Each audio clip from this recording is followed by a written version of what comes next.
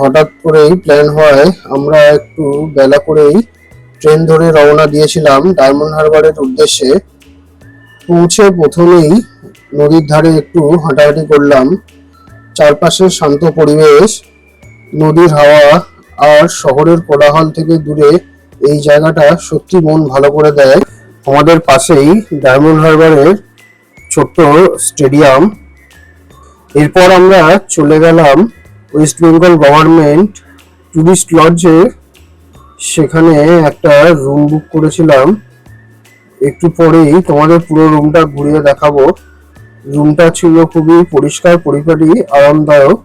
সবচেয়ে ভালো লাগছিল জানলার সামনে দিয়ে ডায়মন্ড হারবার নদীর সুন্দর দৃশ্যটি দেখা যাচ্ছিল।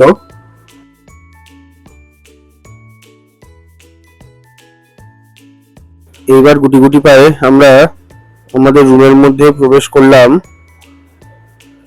ক্যামেরার চোখ দিয়েই তোমাদের দেখাতে পারছি বন্ধুরা, এই রুমের সৌন্দর্যতা তোমরা দেখতেই পাচ্ছ।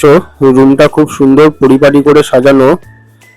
আর সামনেই এই ওয়েস্ট বেঙ্গল গভর্নমেন্টের একটি কিট টুল।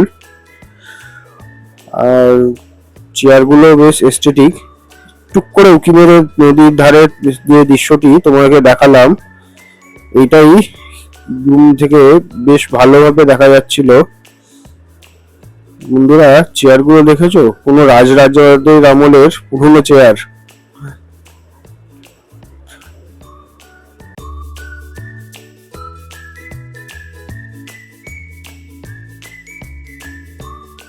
নদীর ধারের দৃশ্য দেখতে দেখতে কিছুটা সময় কেটে গেল।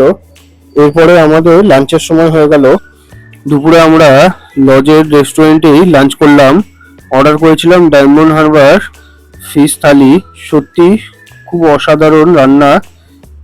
খাওয়া দাওয়া শেষ করে একটা টোটো নিয়ে চলে গেলাম কেল্লার মাঠে। গিয়ে দেখি ছোট্ট একটা মেলার পরিবেশ। কেউ পিকনিক করছে, কেউ পরিবার নিয়ে ঘুরছে, কেউ আবার শীতের বিকেলে গরম চায়ের কাপে চুমুক দিয়ে সময় কাটাচ্ছে।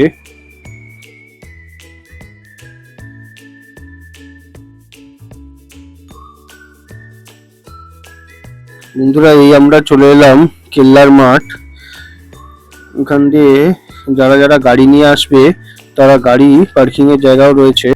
শীতের দুপুরে পিকনিকের মরশুমে সবাই খুব সুন্দরভাবেই নিজের পরিবার পরিজনদের সাথে মেলার আসরে সবাইকে নিজেদের মতো করে গুছিয়ে নিয়েছে। ঠান্ডা গরম সব রকম পানীয়তেই নিজেরা নিজেদের সময় কাটিয়ে নিচ্ছে নদীর ধারে। আমরাও আমাদের মতো ঘুরছিলাম। আর সেখানেই দেখলাম আমরা গ্রামের মানুষ খেজুর রস সংগ্রহ করে গ্রাম বাংলার সুন্দরভাবে মাটির পাত্রে জাল দিয়ে এই খেজুর রস তৈরি করে নিচ্ছে।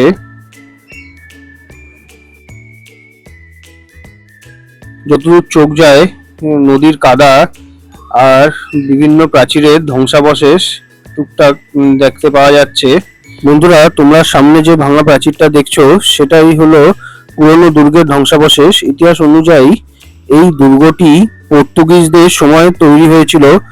এখন তার সামান্য অংশই টিকে আছে। অনেকেই এই জায়গাটিকে ওল্ড জেটিঘাট নামেও চেনে। ঘোরাঘুরি শেষ করে আমরা আবার হোটেলে ফিরে এলাম। একটু বিশ্রাম নিয়ে বিকালের নরম সোনালী আলো আর নদীর শান্ত পরিবেশ উপভোগ করলাম। সেই সুন্দর মুহূর্তগুলোই আজ তোমাদের সঙ্গে ভাগ করে নিলাম। ভিডিওটা যদি ভালো লাগে তাহলে অবশ্যই একটা লাইক করবে, কমেন্ট করে জানাবে কেমন লাগলো। আর গুড মর্নিং ট্রাভেলার্সকে সাবস্ক্রাইব করে পাশে থাকবে। দেখা হচ্ছে বন্ধুরা আবার নতুন কোনো গল্পের সাথে।